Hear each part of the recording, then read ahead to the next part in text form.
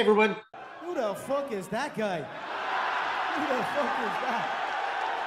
You know damn well who I am. Who the fuck is that? To start this Road the Roth series off, I got to take you back to 2017 where I completed my first and only unadulterated full distance race on my third attempt. I finished Ironman Chattanooga on September 24th, 2017.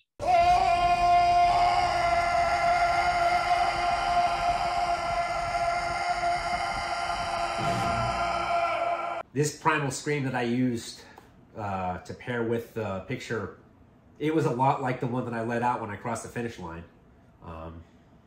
It brings back a lot of memories. Some of you may recognize where it came from. You can leave a comment and tell me where I swagger jacket from. So 12 days after finishing Ironman Chattanooga, I got hit head on by a Tahoe while bike commuting to work in Atlanta. That's gotta hurt. You bet your sweet ass it does. And that's how I got my traumatic brain injury. But that just became part of my past, and it's not what the series is about.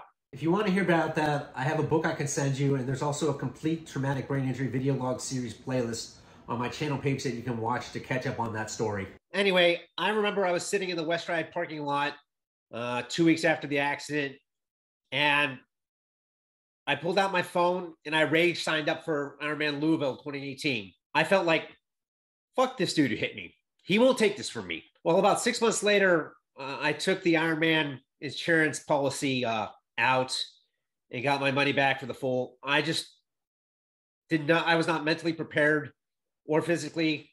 You know, I thought my days were over. I got my white whale at Chattanooga. I should be content with that.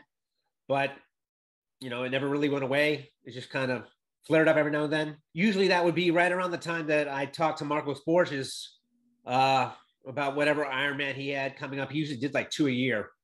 And it always pumped me up and get me, you know, start getting that itch again for me to do one myself. But I never scratched it because it'd fade away in a few days once I started to think about the commitment that was required to do it. Fast forward to spring 2022. I started to feel the itch again, but this time it was different. The sensation had become strong enough to where I knew I was going to unretire from the full distance, and there was no denying it now. Don't get me wrong. The full distance retirement was great because the shorter stuff freed me up to do a ton of other things, like, you know, mostly watching Netflix and eating countless bags of Lay's barbecue potato chips, in my case at least. But yeah, you know, there was some other stuff mixed in somewhere there too. You know, for some time now, I've been feeling like I might be in the twilight of my career as a triathlete. And, you know, the signs, I started to pick up other hobbies during the pandemic.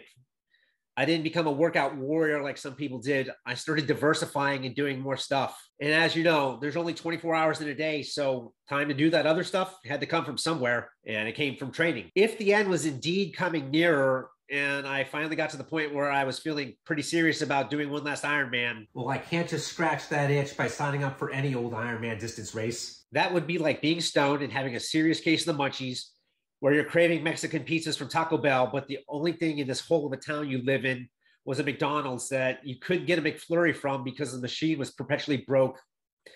And all you had to settle for was a soggy Big Mac and overly salted fries that were cold by the time you got back to your house and chow down. No, I was not going to settle for that shitty food. I wanted my Mexican pizzas. And in that moment, the answer was as clear as day. I knew that ordinary just wouldn't do. I had to go out in the blaze of glory on the biggest stage doing the most iconic distance race that I have dreamed of doing for the past several years. You can't top the euphoria from a epic experience of that nature. I could go out on the highest note possible, like when Peyton retired after winning the Super Bowl, and I could just ride my Cervelo off into the sunset. So no, I wasn't going to settle just for another Ironman. I knew what I was craving, and I had to have it. 10 years, Ron Howard's gonna make a movie out of this. Believe it or not, but Kona never was, and never will be that epic race for me, sitting on top of the totem pole of things I wanted to accomplish in triathlon. Why? Well, everything about it is insanely expensive.